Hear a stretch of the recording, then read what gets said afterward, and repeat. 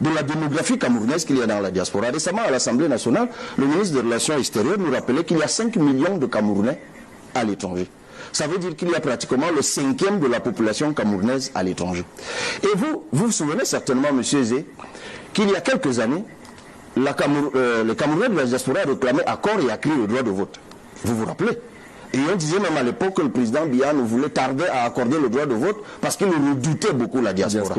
Et puis finalement, il a cédé, il a accordé le droit de vote à la diaspora. En 2018, c'était la première élection où on votait dans la diaspora, où le droit de vote était donc ouvert. Savez-vous combien d'inscrits il y avait dans les 32 pays de la diaspora où les Camerounais ont voté? Sur les 5 millions de Camerounais. Sur les 5 millions de Camerounais prétendument à l'étranger. 19 000. Le pays étranger où il y avait moins que la masse qu'on voit souvent sur le quartier Nevada. Oui. Figurez-vous que le pays étranger où il y avait le plus d'inscrits, 4 000, la Guinée équatoriale, suivi du Gabon, 2500, suivi du Nigeria, 1700.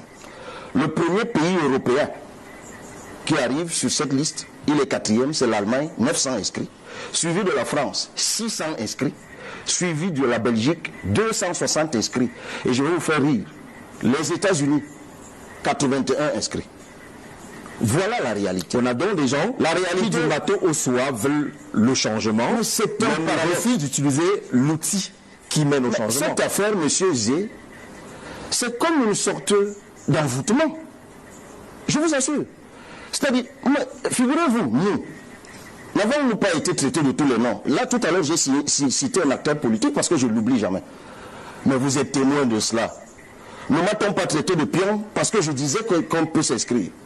Des gens sérieux dans ce pays n'ont-ils pas dit que parce que je disais qu'on pouvait s'inscrire et gagner par le vote, ça veut dire que je travaillais pour le parti au pouvoir et que j'étais en train d'amener les gens vers l'enclos du parti au pouvoir.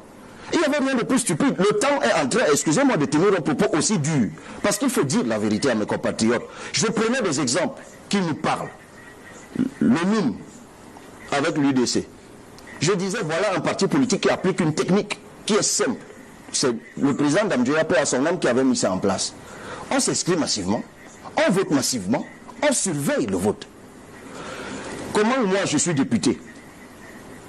Monsieur Jean-Jacques Zé, je vois souvent les gens se moquer parce que j'ai évoqué les bidons d'essence. Mais qu'est-ce qui s'est passé dans l'Union Ekele? Contrairement à toutes les âneries que les gens racontent. Mais d'abord, on a passé le temps à dire aux gens de s'inscrire. Les gens se sont inscrits. On avait des représentants dans tous les bureaux de vote. À minuit, le jour du vote.